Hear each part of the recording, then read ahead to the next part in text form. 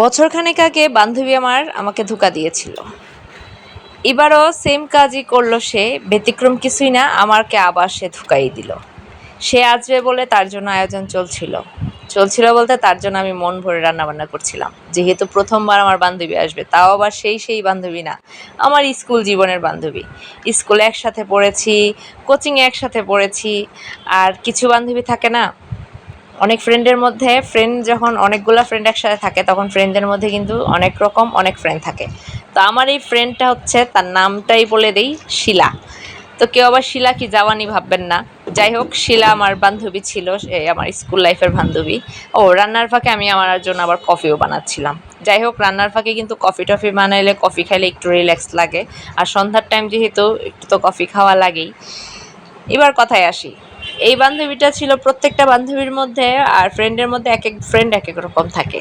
তা আমার এই বান্ধবীটা ছিল একটু বড় বোন টাইপের বান্ধবী। বড় বোন টাইপের বান্ধবী বলতে সে আমাদের সব সময়, যারা একটু দুষ্ট টাইপের ছিলাম আমরা ফ্রেন্ডরা, এদের আমাদের সব সময় মায়ের মতো, বড় বোনের মতো শাসন করতো। বেশি কিছু করলে, দুষ্টামি করলে বা ইয়ে করলে সবসময় বলতো পড়ার দিকে মনোযোগ হও, মানে বড় বোন টাইপের। আর এই যে বান্ধবীর জন্য এত সব কিছু রান্না করছি, মাছ ভুনা করছি, মাংস এখানে কষানো হচ্ছিল, আর এখানে একটু সবজি করছি, মানে মিষ্টি কুমড়া ভাজি এটা। আর এই তো, বান্ধবী বলতে আমার দুইটা বান্ধবীর কথা বলি, সেটা হচ্ছে শিলা, আর আরেকটা বান্ধবী হচ্ছে মায়া। এই দুইটা বান্ধবী ছিল আমাদের, খুব বেশি শাসন করতো, সবসময় বলতো পড়ার দিকে মনোযোগ হও, হাসাহাসি কম করো, পড়াশোনা করো, এই করো সেই করো, গল্প যুগ পরে আগে পড়া কমপ্লিট করো, এই টাইপের বান্ধবী ছিল। ভেবেছিলাম বান্ধবী আসলে আজকে সারা রাত দুই বান্ধবী গল্প করো, কত বছর হয়েছে সেই স্কুল লাইফের পর আর বান্ধবীর সাথে দেখা নাই, কথা হয় না। যখন দেখা হয় টুকটাক হাই হেলো এই পর্যন্ত, এরপরে আর বান্ধবীর সাথে খুব বেশি কথা হয় না। আগে তো সেই 12 ঘন্টা 13 ঘন্টা একসাথে থাকা হয়তো, স্কুল করে কোচিংয়ে যাইতাম, কোচিংয়ে 3-4 ঘন্টা থাকতাম, স্কুলে 8 ঘন্টা, এরপরে এই কোচিংয়ে 3-4 ঘন্টা, সেই সময় কাটতো একসাথে স্কুলে আর কোচিংয়ে যেহেতু পড়ছি। যাই হোক, বান্ধবী যেহেতু আসবেই না, হাতের কিছু টুকটাক কাজ ছিল সেইগুলোও কমপ্লিট করছিলাম।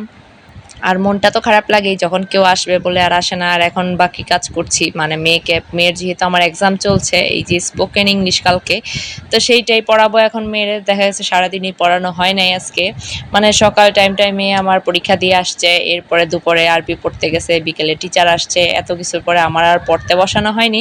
সেই জন্য এখন মেয়েরে নিয়ে বসছি, এখন বাজে রাত 8:30, প্রায় 9:15 বেজে যাচ্ছে। তো সেই জন্য এখন বসলাম। আর এই যে মেয়ের আমার খাতার শেষ অবস্থা, কালকে অঙ্ক পরীক্ষা ছিল, অঙ্ক পরীক্ষা আর দেওয়া হয়নি, মানে অঙ্ক পরীক্ষার পরে আর কোনো পড়ানো হয় নাই, খাতা ফাঁকা। এই জন্য এখন এই যে বসলাম, মেয়েরা এখন আস্তে আস্তে লিখতে দিব, জানি না কয়টা বাজবে। যাই হোক, কমপ্লিট তো করাতেই হবে, যেহেতু কালকে সকাল 8টা বাজে পরীক্ষা, আর তো পড়ানোর টাইম নেই, রাতের মধ্যেই কমপ্লিট করা লাগবে সবগুলা। আর এই তো, এই হচ্ছে আমাদের নিত্যদিনের জীবন, এইভাবেই আমাদের জীবন চলতে থাকবে। একটু তো ভিন্নতা আসবেই, কখনো কেউ আসবে, কখনো কেউ যাবে, কেউ আসবে সেই অপেক্ষায়।